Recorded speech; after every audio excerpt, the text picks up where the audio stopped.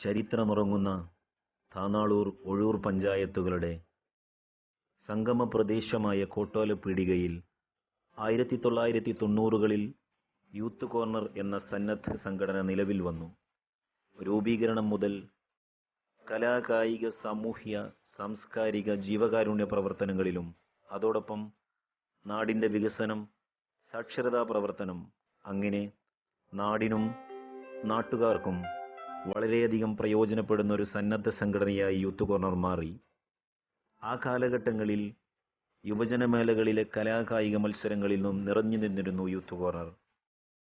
ഇന്നിപ്പോൾ സോഷ്യൽ മീഡിയയിലെ അവിഭാജ്യ ഘടകമായി വാട്സപ്പ് വഴി ഓൾഡ് യൂത്ത് കോട്ടോലപ്പീടിക എന്ന ഗ്രൂപ്പ് പുതിയ രൂപവും ഭാവവും നൽകി രൂപീകരിച്ചു. ഓൾഡ് യൂത്ത് കോട്ടോലപ്പീടിക എന്ന ഈ പുതിയ കൂട്ടായ്മ മാതൃസംഘടനയായിരുന്ന യൂത്ത് കോർണറിൻ്റെ അതേ അജണ്ട പ്രകാരം കലാകായിക, സാമൂഹ്യ, സാംസ്കാരിക, ജീവകാരുണ്യ പ്രവർത്തനങ്ങളാണ് ഇതിലൂടെയും ലക്ഷ്യമിടുന്നത്. ജാതിമത കക്ഷിരാഷ്ട്രീയ ചിന്തകൾക്കതീതമായി ഈ സംഘടനയിൽ പ്രദേശത്തെ എല്ലാവരെയും അണിനിരത്താൻ കഴിഞ്ഞു എന്നത് അഭിമാനകരമാണ്.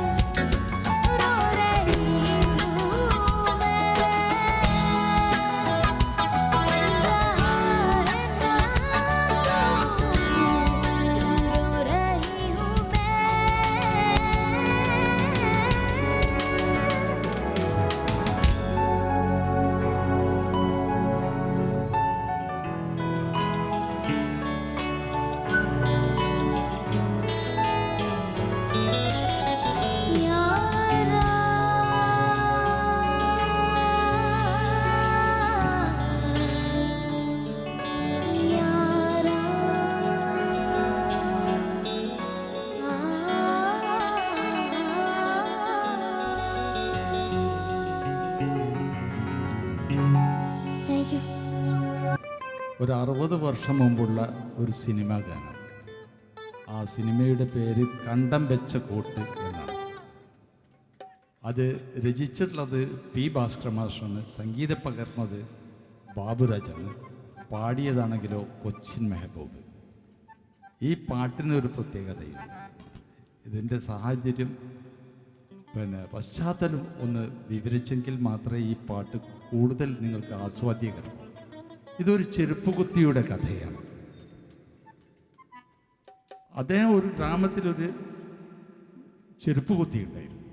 അദ്ദേഹം വളരെ ദരിദ്രനായിരുന്നു. അദ്ദേഹത്തിന് വീടോ താമസസ്ഥലമോ ബന്ധുക്കളോ കുട്ടികളോ ആരും ഉണ്ടായിരുന്നില്ല. ആ ദരിദ്രൻ. അദ്ദേഹത്തിൻ്റെ തൊഴിൽ ചെരുപ്പ് കുത്തുകയാണ്. ചെരുപ്പ് കുത്തി കിട്ടുന്ന ഉപജീവനം കൊണ്ട് പശി അടക്കും. അത് കഴിഞ്ഞിട്ട് ഏതെങ്കിലും ഒരു പീഡികത്തണ്ണയിൽ കിടന്നുറങ്ങും.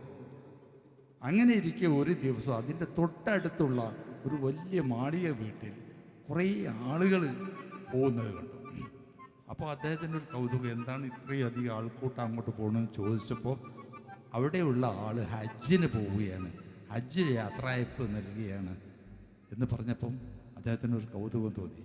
കൊള്ളാമല്ലോ, ഹജ്ജ് പോവുക എന്ന് പറഞ്ഞാൽ അതുവരെ ചെയ്തിട്ടുള്ള പാപങ്ങളെല്ലാം തീരും, പ്രസവിച്ച കുട്ടിയെ പോലെയാവും എന്നൊക്കെയാണ് പറയുന്നത്. അങ്ങനെ നിങ്ങൾ ചെയ്തിട്ടുള്ള എല്ലാ പാപങ്ങളും പൊറുക്കുകയാണെങ്കിൽ വളരെ നല്ലതാണല്ലോ. എനിക്കും ഒന്ന് ഹജ്ജിന് പോയാൽ തിരക്കിട്ടില്ല എന്നുള്ളൊരു ആഗ്രഹം, താല്പര്യം അദ്ദേഹത്തിന്. ആ ചെരുപ്പ് കുത്തിക്ക് എവിടെ നിന്ന് ഹജ്ജ് ചെയ്യാൻ സാധിക്കുന്നത്? ചിന്തിക്കാനേ കഴിയില്ല.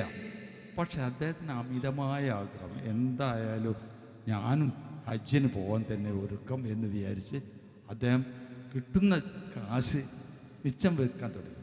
പക്ഷെ അത് സൂക്ഷിക്കാനും സ്ഥലമില്ല. ഒരു കള്ളം കൊണ്ടുപോകുമല്ലോ, പീടിയെ കൊലയിലൊക്കെ കിടന്നാൽ. അപ്പോൾ പിന്നെ അദ്ദേഹം എന്ത് ചെയ്തു എന്ന് പറഞ്ഞാൽ, കുറേ നോട്ടായപ്പോൾ ആ നോട്ട് അദ്ദേഹത്തിനൊരു കോട്ടുണ്ടായി.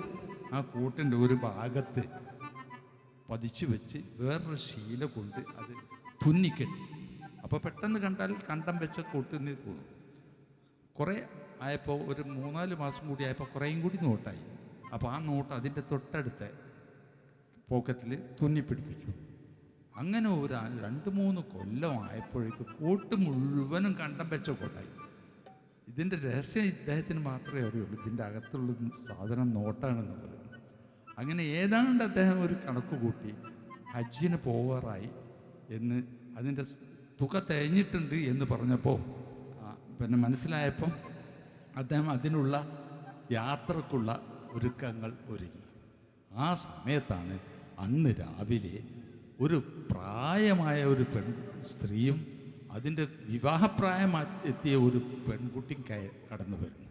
എന്നിട്ട് മുഹമ്മദ് കാക്കായി, ഞങ്ങൾക്കിനി മരിക്കല്ലാതെ ആത്മഹത്യയല്ലാതെ യാതൊരു മാർഗവും ഞങ്ങളുടെ മുന്നിലില്ല എന്ന് പറഞ്ഞ് പൊട്ടിക്കരയാൻ തുടങ്ങി. അപ്പോൾ സംഗതി ചോദിച്ചപ്പോൾ ഇവളുടെ വിവാഹമാണ് അടുത്ത ആഴ്ച. ഇതിനുള്ള ആഭരണങ്ങളും പണവുമായിട്ട് എൻ്റെ ഭർത്താവ് ഗൾഫിൽ നിന്ന് വരികയായിരുന്നു. വഴിമധ്യേ വെച്ച് അദ്ദേഹം മരണപ്പെട്ടു പോയി. ആ പണവും പണ്ടവും എങ്ങും നഷ്ടപ്പെട്ടു എന്നറിയില്ല. ഇവിടെ എത്തിയപ്പോൾ വീട്ടുകാർക്ക് അവർക്ക് പറഞ്ഞിട്ടുള്ള തുകയും സ്ത്രീധനവും പണ്ടവും എല്ലാം കൊടുക്കണം, അതില്ലാഞ്ഞാൽ അവർ വിവാഹത്തിനൊഴി സമ്മതിക്കില്ല എന്ന് പറഞ്ഞപ്പോൾ ഇവർ ഗതിമുട്ടി. ഓരോ പ്രമാണിമാരുടെ വീട്ടുമുറ്റത്തും അവർ ചെന്ന് കൈനീട്ടി. ആരും തിരിഞ്ഞു നോക്കിയില്ല. അവസാനമാണ് മുഹമ്മദ് കാക്കയുടെ അടുത്ത് ഈ സങ്കടം ബോധിപ്പിക്കാൻ തുടങ്ങി.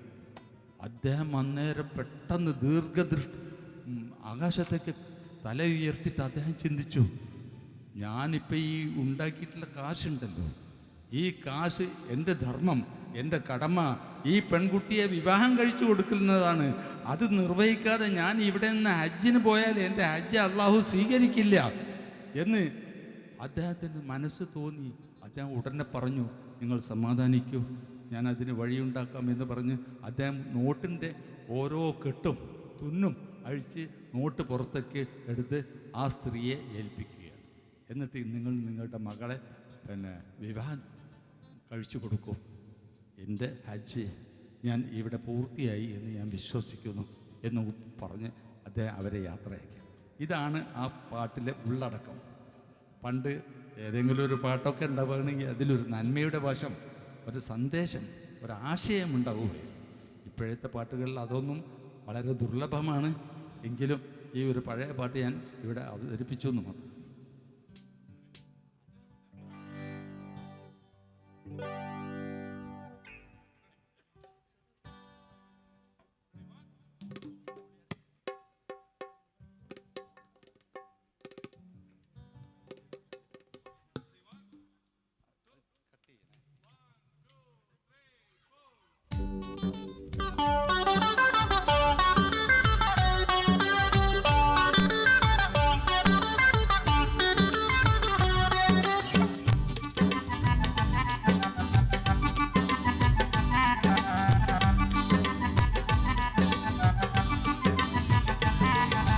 കണ്ടം വെച്ചൊരു കോട്ടാണ്, കണ്ടേ കിട്ടിയ കോട്ടാണ്, മമ്മദ് കാക്കട കോട്ടാണ്, ഇത് നാട്ടിലെ മുഴുവൻ പാട്ടാണ്.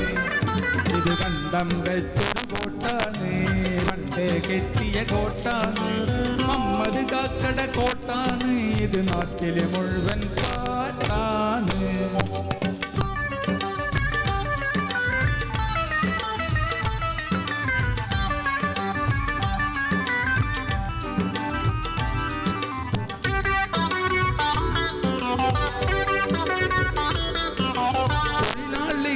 കൊള്ളയടിക്കണ മുതലാളികളുടെ കോട്ടല്ല, കഷ്ടത പെരുകിയ സാധുജനങ്ങളെ കണ്ണീരൊപ്പിണ കോട്ടാണ്. തൊഴിലാളികളെ കൊള്ളയടിക്കണ മുതലാളികളുടെ കോട്ടല്ല, കഷ്ടത പെരുകിയ സാധുജനങ്ങളെ കണ്ണീരൊപ്പിണ കോട്ടാണ്. ഇത് കണ്ടം വെച്ചൊരു കോട്ടാണ്, പണ്ടേ കിട്ടിയ കോട്ടാണ്, മമ്മദ് കാക്കട കോട്ടാണ്, ഇത് നാട്ടിലെ മുഴുവൻ പാട്ടാണ്.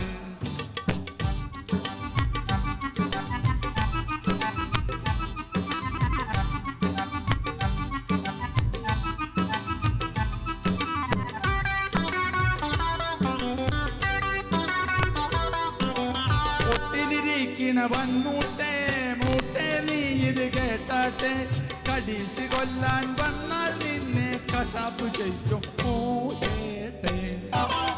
ഒട്ടിലിരിക്കണ വൻമൂട്ടേ മൂട്ടേ, നീ ഇത് കേട്ടാട്ടെ, കടിച്ച് കൊല്ലാൻ വന്നാൽ നിന്നെ കശാപ്പ് ചെയ്യും മൂട്ടേ.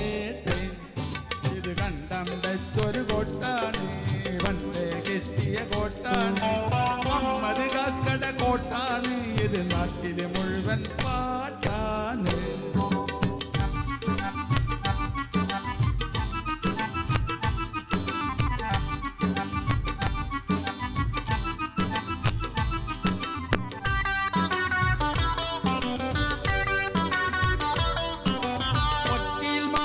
കോട്ടല്ല, ഇത് ഫക്കീറണീണ കോട്ടാണ്, റബ്ബിൻ കൽപ്പന കേട്ട് നടക്കണ കൽബിനെ മൂടിയ കോട്ടാണ്. വക്കീൽമാരുടെ കോട്ടല്ല, ഇത് ഫക്കീറണീണ കോട്ടാണ്, റബ്ബിൻ കൽപ്പന കേട്ട് നടക്കണ കൽബിനെ മൂടിയ കോട്ടാണ്. ഇത് കണ്ടം വെച്ചൊരു കോട്ടാണ്, പണ്ടേ കിട്ടിയ കോട്ടാണ്, മമ്മദ് കാക്കട കോട്ടാണ്, ഇത് നാട്ടിലെ മുഴുവൻ പാട്ടാണ്.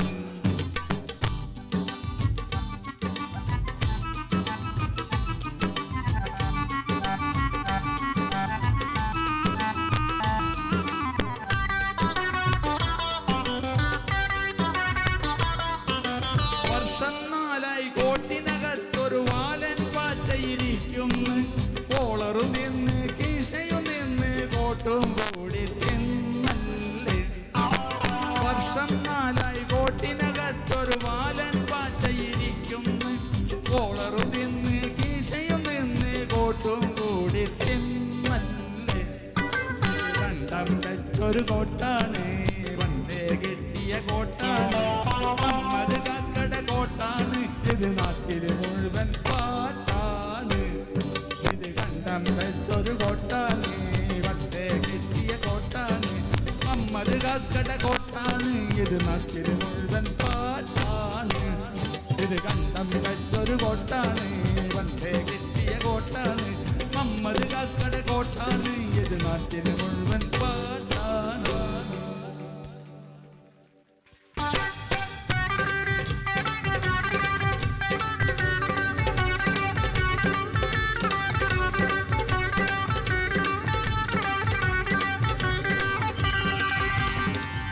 സംഘൃതപമകരി തുങ്കതീന കിങ്കൃതദ്രുമികിതമേളം സജതം കരി സരിഗമദക്കിടയത്ത കിങ്കിങ്ങിണ ദിമി താളകൃതതാളം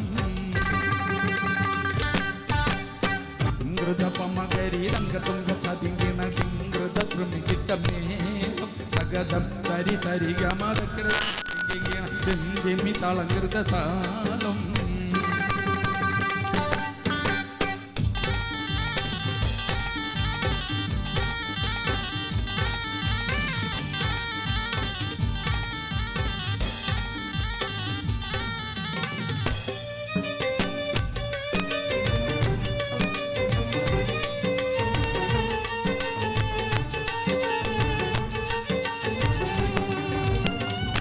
ൃതമോടെ തീരത്തെ സുന്ദര ഹുറുനിച്ച ചിത്തിരമത്തൊരു ഗന്ധത്തെ പിൻകതിരനോ പിൻപഴങ്ങതിരൊന്നിൽ മുൻപത്തെ പിന്നീട് മോടി വര സംഗതി വണ്ടി തഞ്ചത്തെ മുടി വണ്ടി റുകത്ത കടപ്പും മുടക്കിട്ട് കുനിച്ചത് കെട്ട ചിത്തൽ കുഞ്ഞിനെ പെരുമാറ്റം പാടി വരെ സുഖ കമ്മനിൽ വള പൊട്ട മികനൂതലും വട്ടത്തലും മട്ടത്തിരുമുഖ തകലകം രംഗത്തധികീണ കൃതി ചെയ്ത സങ്കടിതം താളമൃതം സ്വച്ച തലമേലെ പലരും കളിചിരികൾ സംഘൃതപമകരി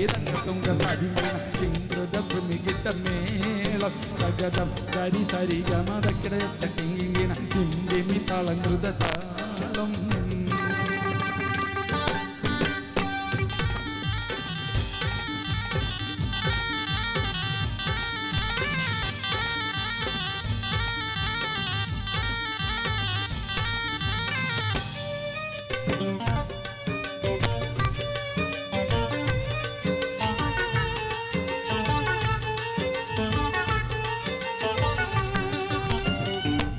മലർകുടി ചെത്തിപ്പിടിയുകവിൽ തടം ഇമ്പമുള്ള അതിശയവാക്കും തിരുജലിൽ നികവർണ്ണപ്പെട്ട വട്ട സുറുമകൻ ഒന്നിച്ചരിച്ച് വെട്ടും നോക്കും പൊൻപവിഴമേജുണ്ടോ പുത്തനിരത്തെ വിധം വല്ലും അമ്പുട കണവർണ്ണ മൂക്കും മനം പൊങ്ങിടും വീണവാടിയും കരചങ്കു നാണിക്കുന്ന സംകൃത ധ്വനിരസവാക്കും തകതിമി താളകൃത ചുന്തിവ്രതം സ്വർഗ തലമില്ല പലതുനി കളിചിരികുളരികൾ സംഘൃതപമകരി രംഗത്തുങ്കതിങ്ങിണ കിങ്കൃത ദ്രുമികിതമേളം സഗതം കരി സരിഗമദക്കിടയത്ത കിങ്കിങ്ങിണ ദിമി താളകൃതതാളം സംഘൃതപമകരി രംഗത്തുങ്കതിങ്ങിണ കിങ്കൃത ദ്രുമികിതമേളം സഗതം കരി സരിഗമദക്കിടയത്ത കിങ്കിങ്ങിണ ദിമി താളകൃതതാളം സംഘൃതപമകരി രംഗത്തുങ്കതിങ്ങിണ കിങ്കൃത ദ്രുമികിതമേളം സഗതം കരി സരിഗമദക്കിടയത്ത കിങ്കിങ്ങിണ ദിമി താളകൃതതാളം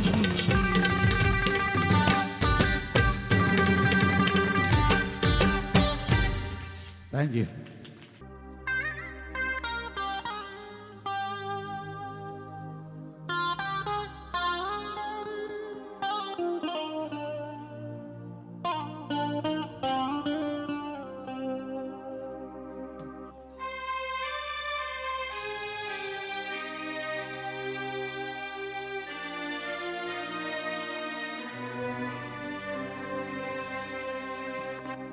दिल के अरमा आंसुओं में बहे